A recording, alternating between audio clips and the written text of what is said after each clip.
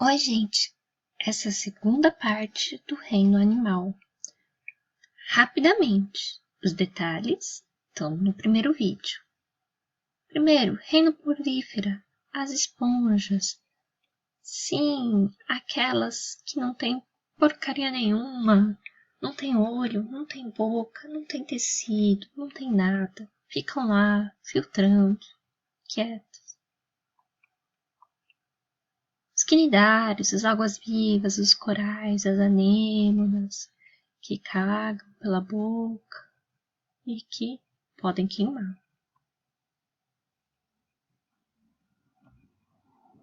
Os plateumintos, os vermes de vida livre, ou doenças, o esquistossoma, como é mesmo o ciclo deles? Solitária,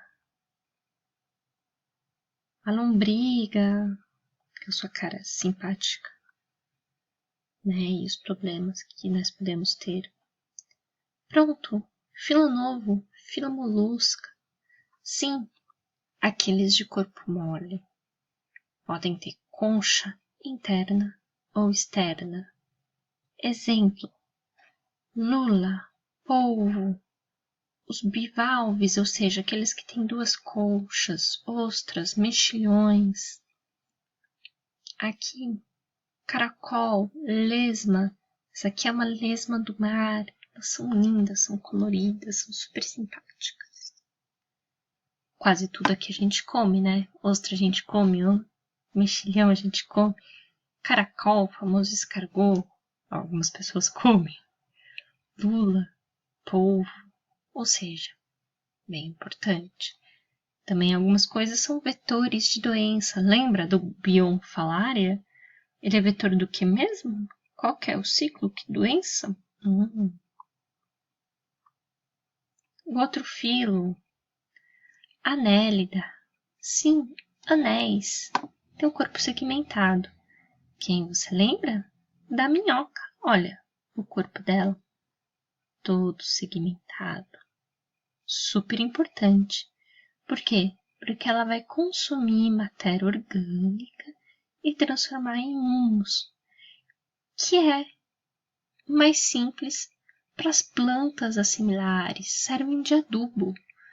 Existem até fazendas de minhocas, minhocários, onde a planta, onde vão ser colocados minhocas e matéria orgânica para ela fazer humus para depois ser usado como adubo.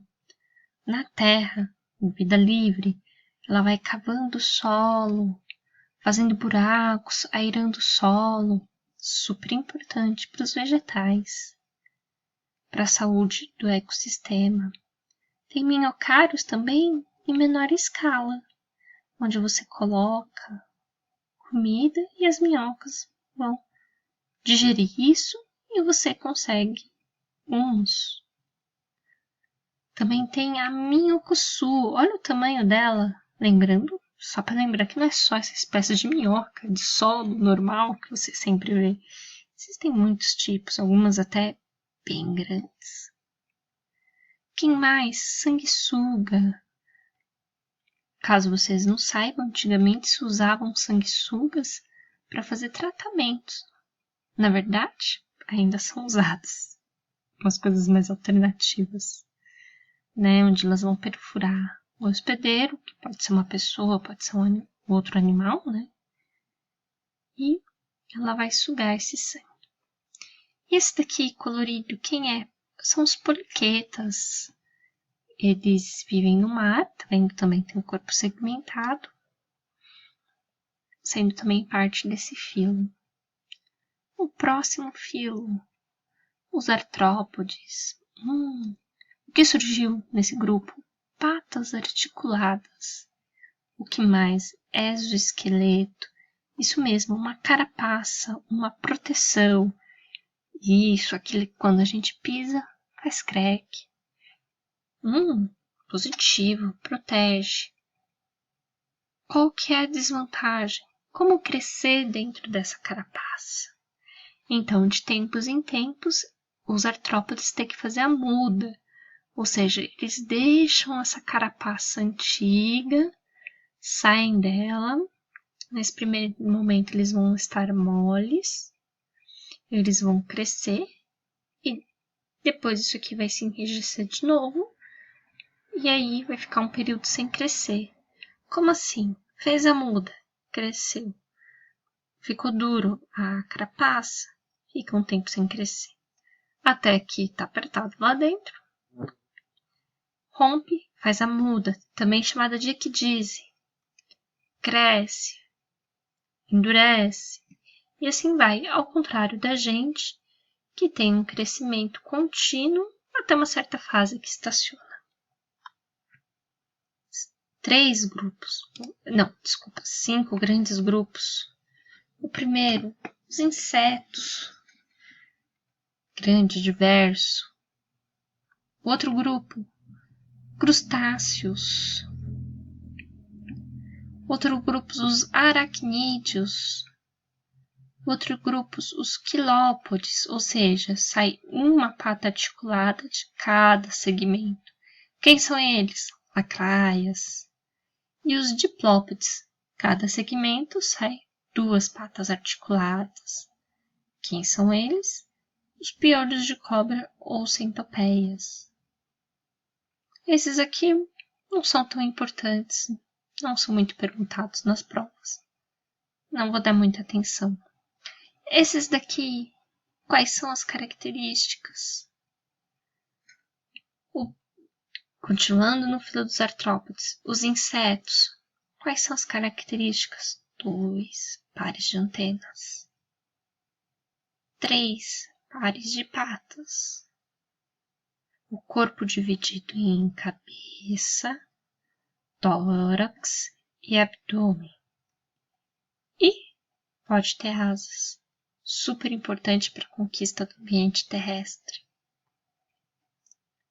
Diversos. Cada um com um tipo de alimentação diferente, um aparato bucal diferente. Então aqui, por exemplo, a borboleta, com a proposta dela, para se alimentar das flores. Aqui um aparelho cortador das formigas, um aparelho mastigador dos gafanhotos, um aparelho picador, sugador dos mosquitos. O outro grupo, os crustáceos, tem 2 ou mais pares de antenas, 5 ou mais pares de pata e o corpo dividido em cefalotórax, ou seja, não tem uma divisão clara daqui, cefalotórax, e um abdômen. Maioria aquático, água doce, água salgada, porém tem o pitu. Quem que é? O tatuzinho de jardim, vive na terra, é um crustáceo. Então aqui quem a gente mais tem? Lagosta, camarão. Essa daqui chama tamarutaca. Isso aqui é um caranguejo ferradura. Aqui, caranguejos. Onde está o abdômen deles? Só vejo o cefalotórax. O abdômen está aqui, ó. Essa parte aqui de baixo. Onde seguram os ovos. Siri. O outro filo dos artrópodes. Continuando no filo dos artrópodes. O outro grupo, os aracnídeos. Não tem antena. 4 pares de patas. O corpo dividido em cefalotórax, né? Tem uma divisão clara da cabeça. E abdômen. Quem são eles? Aranhas, escorpiões, ácaros, carrapatos. Próximo filo, equidodermo. Quem voltou aqui? Simetria radial. Eu posso dividir isso igual uma pizza e vou ter pedaços iguais. Quem são eles? Bolacha do mar, estrela do mar, ouriço do mar, pepino do mar. São todos de vida livre. E o que eles têm de semelhante? Um esqueleto calcário. Então aqui na bolacha do mar a gente tem esse esqueleto, que é aquilo que normalmente a gente encontra na praia, ou seja, um animal já está morto. E sim, isso era um animal. Aqui um esqueleto calcário de uma estrela do mar. Sim, aqueles que às vezes as pessoas secam e penduram para enfeitar os lugares. Sim, aquilo é o esqueleto de uma estrela do mar que estava viva. O ouriço do mar, debaixo desse monte de espinho. Olha que lindo que eles são. Eles formam essas estruturas aqui com um buraco onde é a boca. Super lindos. E aqui o pepino do mar. Que também pode ser bem colorido, mas eu botei esse que é o mais comum. Próximo filo. Cordatos. Quem são eles? Peixes, anfíbios, répteis, aves, mamíferos. Esqueci dos répteis, coitados. Quais as características em comum desse grupo? O que eu faço? O que eles têm que ter para ficarem aqui? Coluna vertebral. Que mais? Crânio. Que mais? Mandíbula. Isso tudo faz deles características de cada um. Próximo vídeo. Então vamos lá. Recordando rapidinho. O primeiro filo que nós estudamos. As esponjas, os poríferas, o que eles têm? Porcaria nenhuma. Ficam lá, césseis, filtrando. Super simples, não tem tecidos. O próximo, os quinidários, água-vivas, medusas. O que elas têm? Células urticantes, simetria radial. O próximo filo, importante. Por quê? Porque tem parasitas, tem doenças. O filo dos plateumintos, os vermes chatos. Exemplo?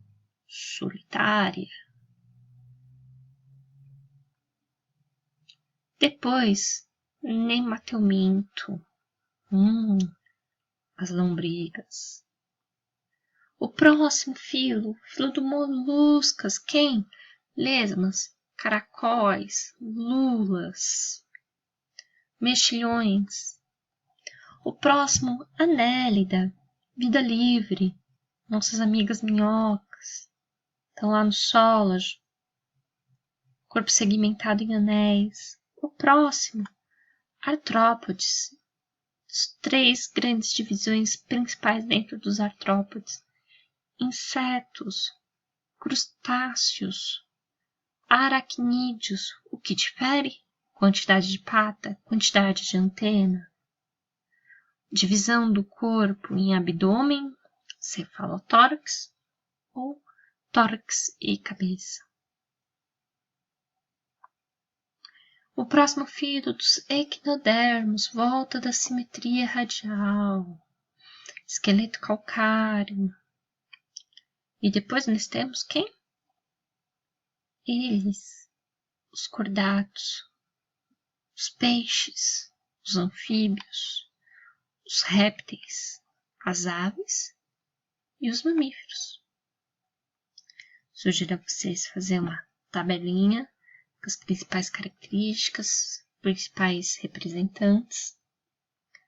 Pessoal, até o próximo vídeo. Beijo!